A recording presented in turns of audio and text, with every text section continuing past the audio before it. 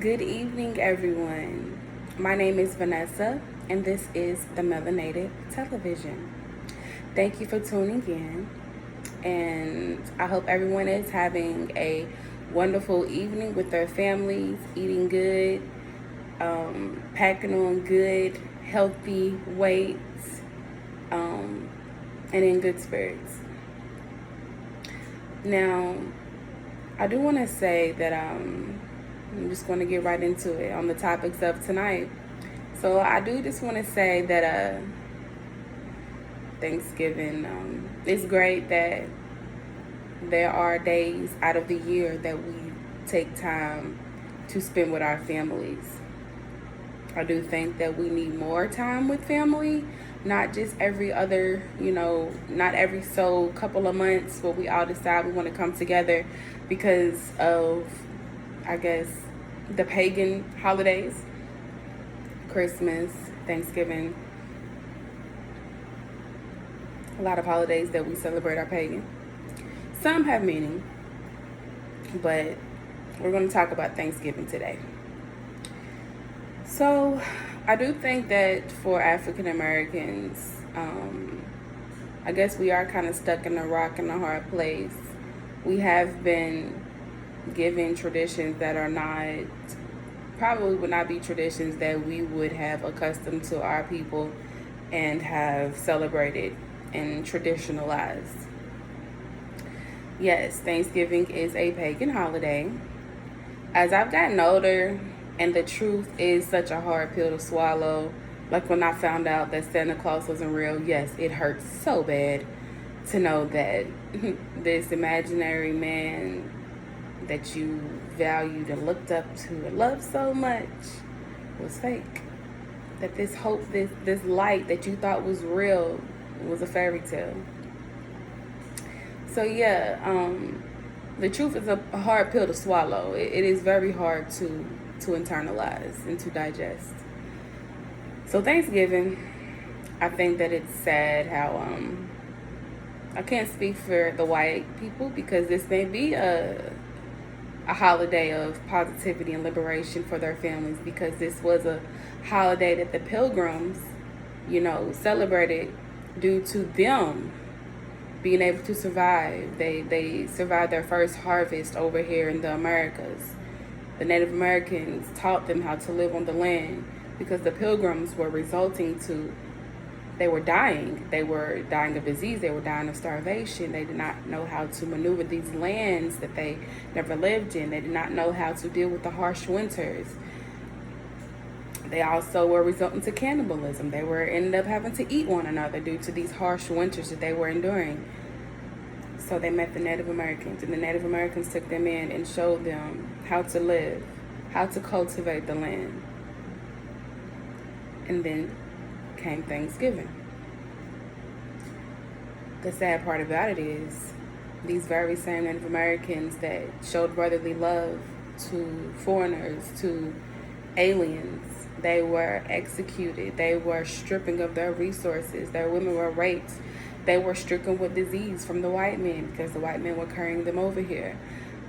The people that had the intended good for another of mankind were mistreated terribly. And not only that, these white men had slaves amongst them. These white settlers and pilgrimers had slaves amongst them.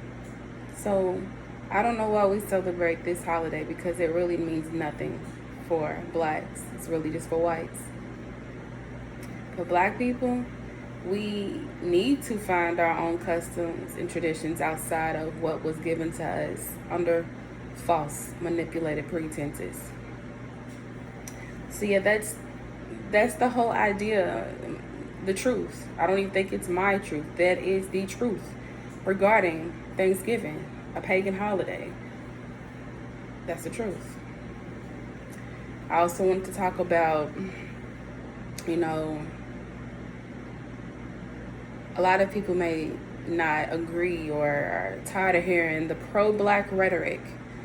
But the truth is, black people, the ones in America, we were stripping from our way of thinking, our way of perception of the world. We were stripping from our resources and our way of life. We were stripping from our culture. So we're having to rebirth it. And the culture that has been rebirthed, honestly, is not, it's beautiful. You see the good in it, but it is not helping our people. It's not pushing us forward. It's only keeping our minds in a certain place. So the truth behind a lot of things that I say, it's about Black people needed to step outside of what you've been told and step outside and really think critically and assess the world for what it really is. Because we have to remember, some of us are children of the Most High, and it manifests through our words, through our speech, through our actions. A lot of us know that there is power higher above this government, above this world, above the knowledge of this world. We are aware of that that higher power. And that higher power is aware that we know who he is and that we love him and that we want to keep a piece of him within us in this cold world. So a lot of us, he gives messages to. I'm not saying that's me. But I do know that there are a lot of messengers out here who speak the truth and who are connected to the divine. And the messages that they speak, they come from a divine place. They come from a good place, a place of growth and of nourishment of the soul. So we were taken from that divine way of connecting with the truth and with how the world works. And that's why I believe that we have to speak these truths to our people, speak truth to power. So yeah, I may sound like the Grinch, talking down on Thanksgiving. We wouldn't eat turkey and yams, you know what I'm saying? That's an Americanized, it's good. Oh, food's good, for sure. I love it. Wouldn't take it away. I am American, I'm African American, so I am growing up in the culture of America. And the Africans, they're putting their culture out there, and and the whites and everybody. So I understand that, but the truth of the world is just so cold. I also saw how Daniel Cameron and his wife, Mackenzie, I think that's her name. I think that's what she said her name. It was my first time ever known, but I saw Daniel Cameron and his wife wishing everyone a happy Thanksgiving. Like, their messages really resonate and mean a damn thing to anybody. Speaking of Daniel Cameron and his wife, an African American man who is cooned out, who has sold out his people, who thinks that he's this black man with this utmost knowledge and this way of thinking, and he's being torn down, he's being done like Jesus was. Sir, that is totally incorrect. Talk to a real black person.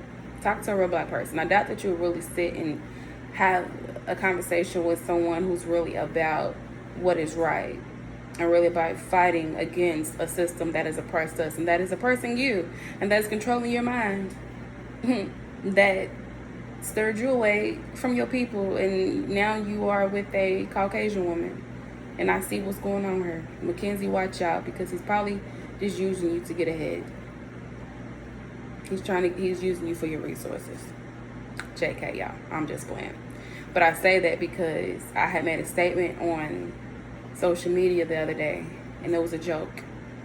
But to sum it all up, a lot of black men feel that black women are bitter because they don't agree with them dating outside their race. And that is not the case.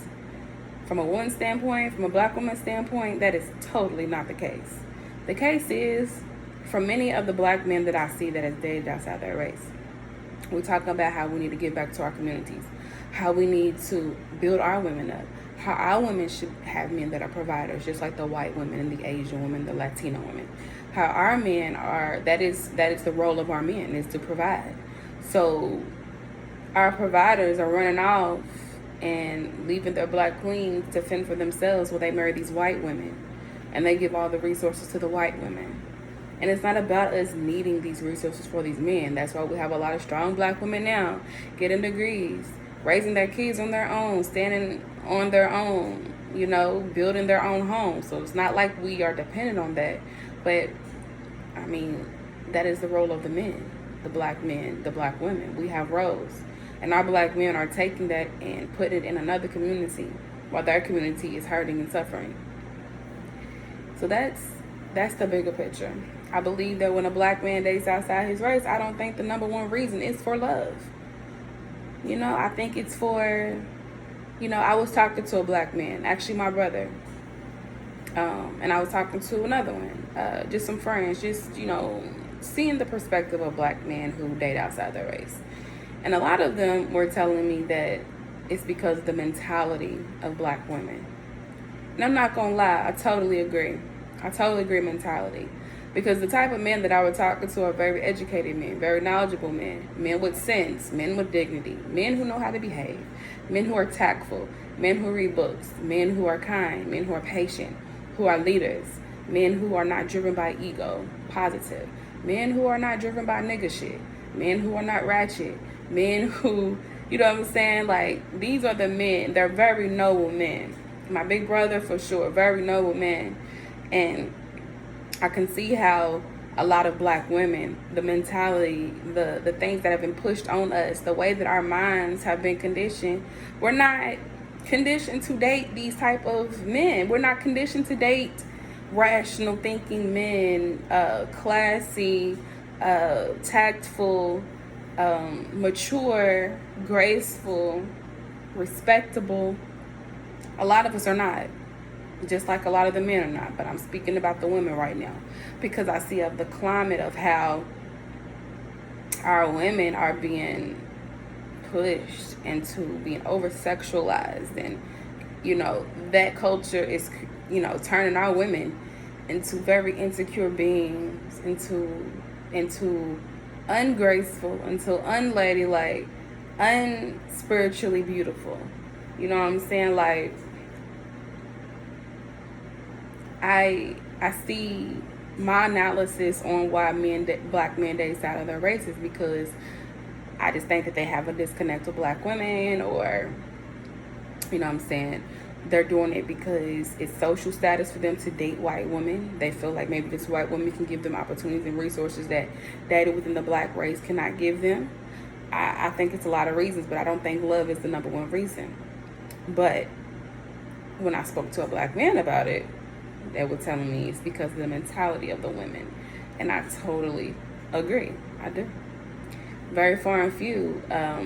Just from conversating, me being a woman, and just from conversating with women and seeing how a lot of us behave, I do see that very few of us really are driven by what's right. Very few of us can decipher, what it really means to be a woman. And popping your pussy and your wop, that is not being a woman. It's just part of the anatomy. We have a vagina. That's what makes you a woman. But a wop, that's not what makes you a woman. A woman is in your soul. It's in the way you are. It's in the way that you nurture your community, the future, your babies. It's the way you carry yourself. It's the way you carry yourself. It's the way you love yourself. It's the way you love others. It's the way you show strength and perseverance. It's sad when you see a lot of women hyping up and loving these Cardi B's and Megan Thee Stallions. Sad. Like Cardi B winning the Woman of the Year award. I was appalled. And I did look up the award because I'm not biased. You know what I'm saying? I looked it up to make sure that I looked up the criteria, because if she deserved it, she deserved it. But the criteria was not what Cardi B is. It was more so like the most powerful or positive, and you know what I'm saying, like a role model type. She ain't no role model. Got these young girls out here, and it's inevitable that our children are going to hear this type of music. And it's sad that within the black community, we are the ones that promote sex culture so much. But that's because we are lusted after. We are valued. We are very sexy beings. Our black men, our black women, sexy. And it's, we don't even gotta try too hard to be sexy. White men, they saw that. They saw the money in it. They saw the value and the power. And they controlled that. So now we have these black women being controlled by white men, and these black women are controlling the minds of other black women and leading them down a path that is not going to serve them anything.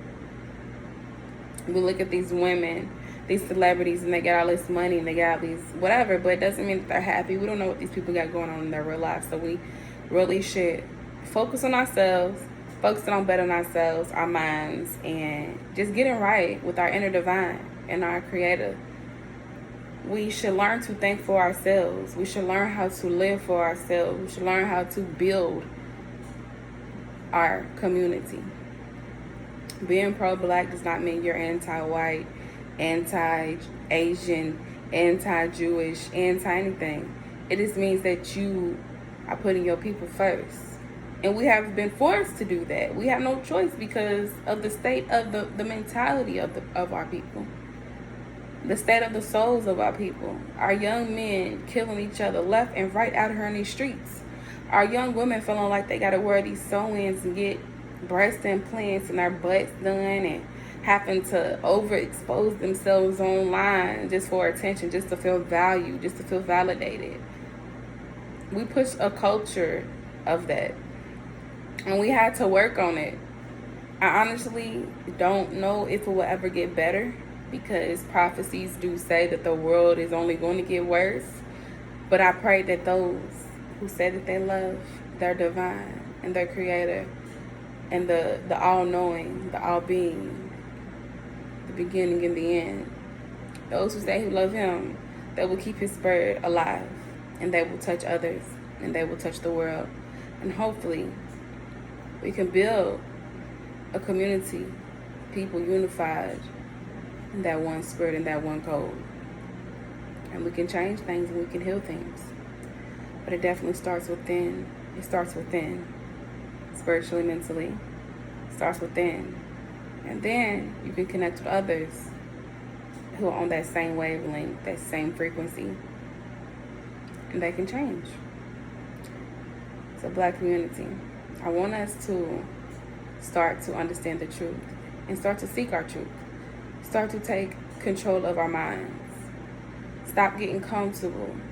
Always be a fighter for what's right. Always be a seeker of knowledge and of truth, and not to take any man's word for anything, but to do your own research, to do your own seeking, to be self-sufficient, to love your brothers and your sisters. That is what we need to work on, and I believe that we can get it together, and we will get it together. I love you guys. If nobody told you they love you today, I love you. I'm sending positive vibes, good energy, and I pray that you get some good rest after eating that turkey tonight, all that good food. Hope you get you some good rest. Hope you are able to feel the sunshine. I hope that you are able to just have a good night. Thank you for tuning in. I will see you next time.